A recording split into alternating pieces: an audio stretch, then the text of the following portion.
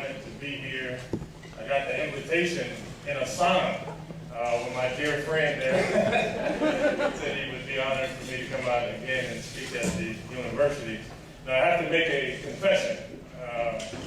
Last night when I should have been thinking about my speech, I was thinking about Coach. I was thinking that maybe he'd let me play tight end on the team. I think I'm big enough. Whereas the Army chaplain, I think I have to tell you about the power of God. I feel obligated to do that. I was counseling this young lady, an older lady, and it got pretty late. So I thought it'd be the gentlemanly thing to do. So I took her back to her house. And as soon as she got to the door, she said, "Stop, in the name of God, Acts 2:38. And there was a young man in there stealing some of her stuff. So I called the police, and the police came in. I'm an intuitive type person. I said, "Why did you stop for an old lady hollering Bible verses?" He said, "Bible verses? She had an Acts in 2:38.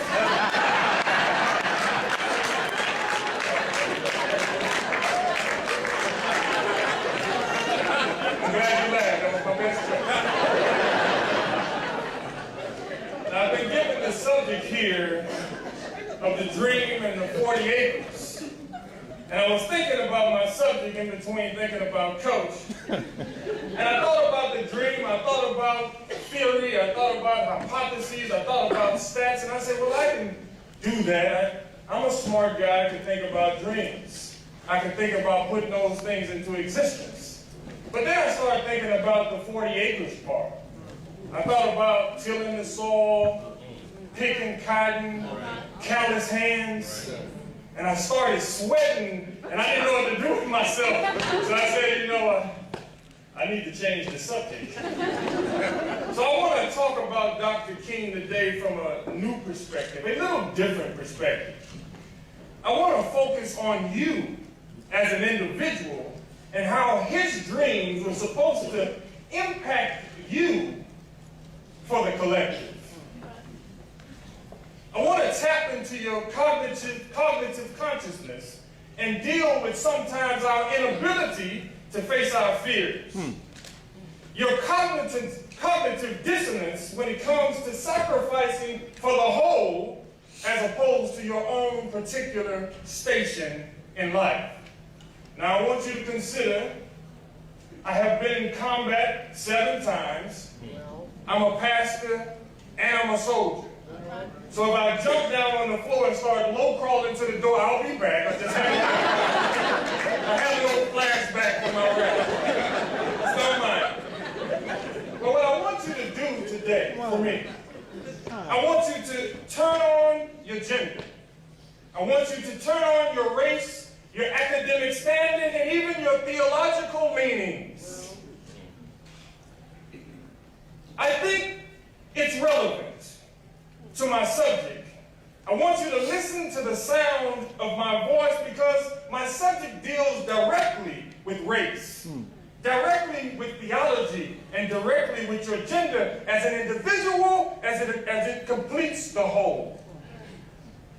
My subject might make you a little uncomfortable if you're not comfortable with yourself.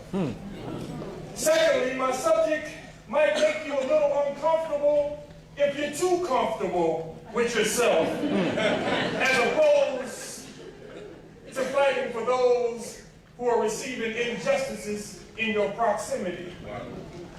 Lastly, my hope is that you go home and see yourself as an instrument of progress instead of being a tool manipulated by myths, misinformation, misconceptions, and myopic thinking. To do this, I'm going to need some audience participation. I believe in a dialogical lecture, so I would need a little call and a response. I'm not Baptist, but I've been told I have some leanings. So if I get the spirit up here, just don't mind. So now let's get down to business. I hope you're ready for this. My subject today, are you ready? My subject is what other people think about you ain't none of your business. I'm going to say that again because I don't want you to miss that. What other people think about you ain't none of your business. With a subject like that, I might need some shields up here. I don't want anybody throwing the tomatoes at me. But I need your strength on this one. I want to stand on your shoulders like we stood on the shoulders of those strong men and women who came before us. Feel free to get up in the aisles and dance and holler. But let me remind you that 300 iPhones in here, you could be on YouTube instantly. I think sometimes when I think in my own mind, that sometimes we're too stuck on race.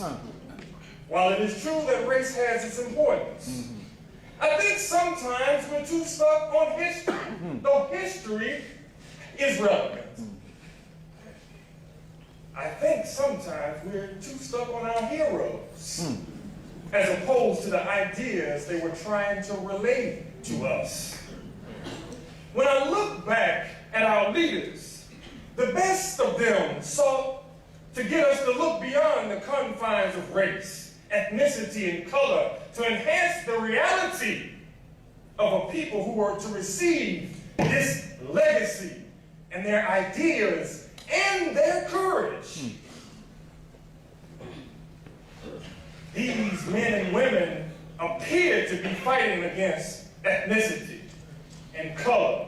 But my question for you today is, were they?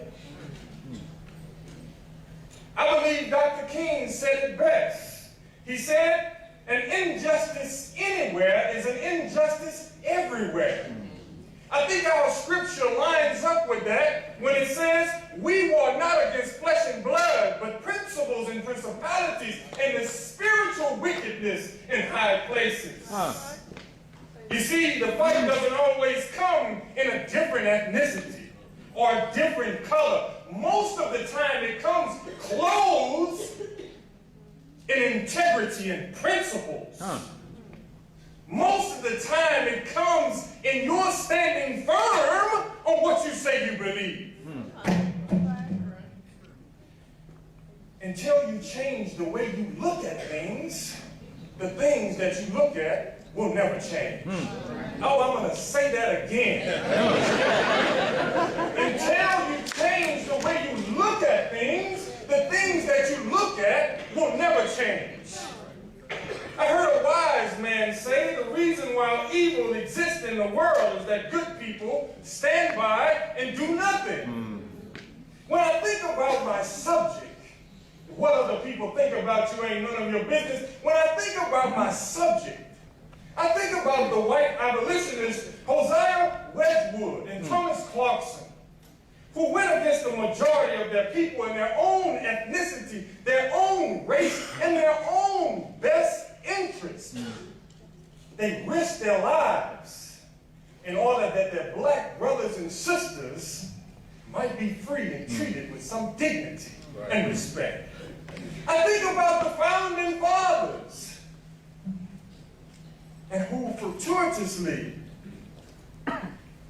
put in the Constitution that all men were created equal with unalienable rights to life and liberty and the pursuit of happiness at a time when slavery was full-blown and we were considered 3/5 of human beings. It must have taken for the writers of the Constitution to write a document that could even endanger their own lives for the freedom, justice, and equality for us all. Do you think everybody was happy with them? Do you think that some people from their own ethnicity were putting some pressure on them to stay in the common thought of the people, the common run of the day? Now, I have a vivid imagination. So I imagine what these men were saying and how they got together. I think they got in a hug, and all of them alone were shaking. But when they held hands together, I think Thomas Jefferson looked at Benjamin Franklin I think John Adams looked at Alexander Hamilton and they held hands in a huddle. And they said, guys, what other people think about you ain't none of your business. Martin Luther King was told by his father, his wife, his friends, and his fellow pastors, he said, man, don't get in that civil rights stuff. You're a new pastor. It's an insurmountable task. You're going to be seen as a troublemaker.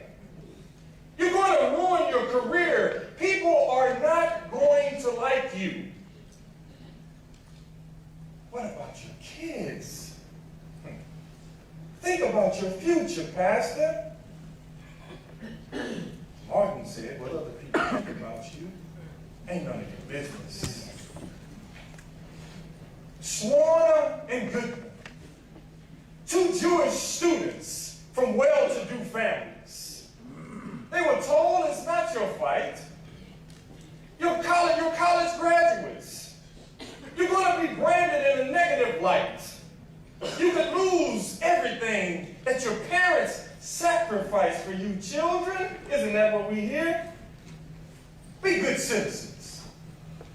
Keep your head down. Earn some money. Get a fat ride in a White House and a white picket fence. Swan and Goodman said, if they are not free, we are not free. What other people think about you ain't none of your business. Rosa Parks. She was so tired one evening, she decided to sit down and not give up her seat. It sparked the whole movement.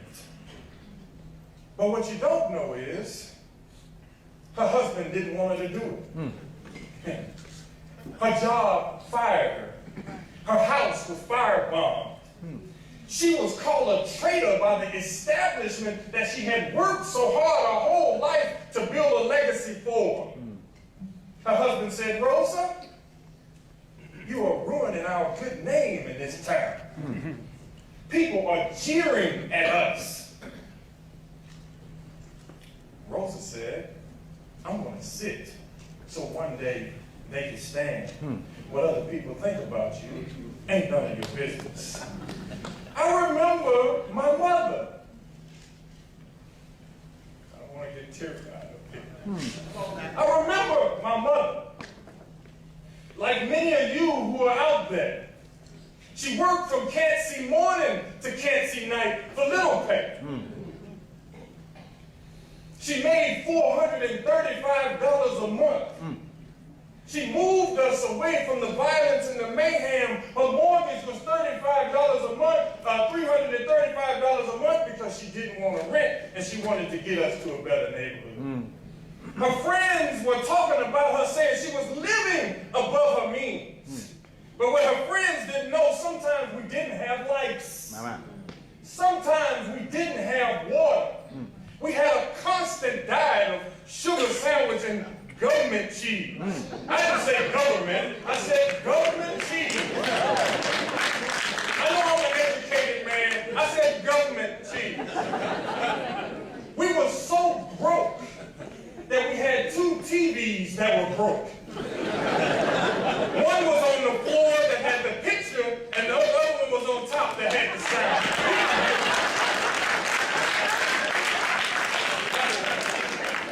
We went to the thrift store and got all of our clothes. There were 2 sizes, 3 sizes too big, so we were sagging before it became fashion. But she wanted to give her children a better life. So she said, what other people think about you ain't none of your business. I hope you're ready for this one. Buckle your seatbelts because I want to challenge your thinking on this one. I believe that racism, discrimination, and prejudice are gifts from God. Oh my God. And y'all need to vet the speakers that come here to University of Texas. They said this boy didn't flip his lid. I believe that racism, discrimination, and prejudice are gifts from God. God uses the struggle to forge us into great men and women. It is through these trials that we build our character. Our character is developed, and it is in these times fortitude is forged.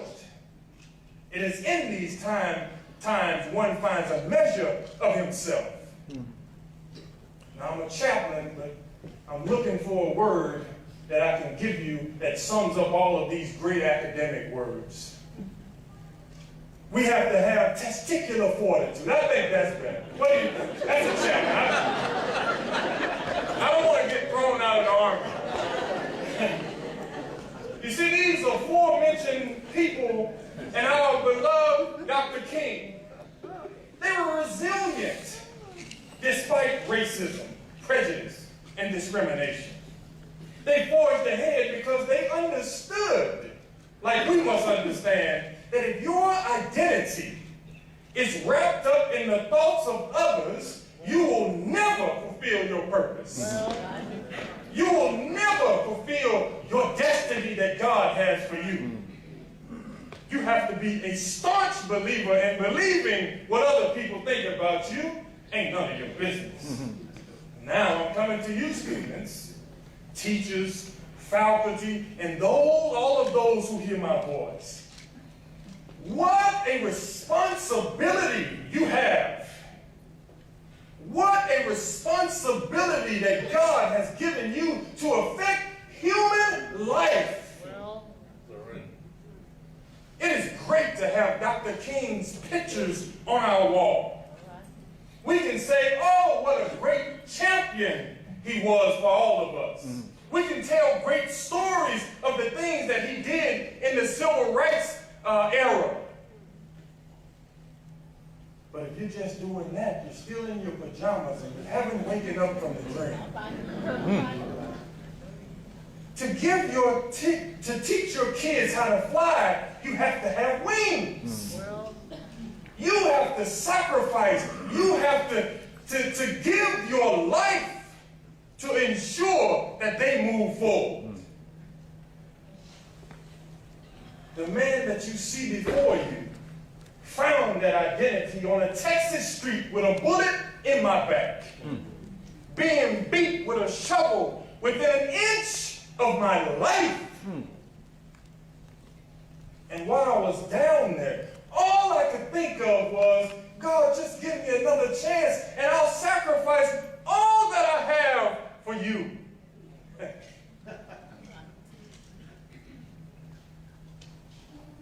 Theodore Roosevelt said, it's not the critic who counts. It's not the man who points out how the strong man stumbles, or where the doers of deeds have gone and could have done better. The credit belongs to the man who is actually in the arena, whose face is marred by dust, sweat, and blood. My question to you, as I leave you, are you in the fight? Are you fulfilling the dream? Or are you just staring at the pictures on the wall saying, I wish I had the courage to do that? I believe you do. Because I picked myself up off of that street and I made a promise to myself that I was going to sacrifice my total being to the educational process. And I'm going to tell you what changed me. I'll sit down. It was one quote. I want you to hear it. It says most people die at 25, but they're not buried until they're 75. I gotta say that again. Most people die at 25, but they're not buried until they're 75 because they give up on their hopes and dreams. They face a little adversity. They worry about what people are thinking about them, and they cow down. 3 things that changed me, and I'll sit down. Pastors always say that, by the way.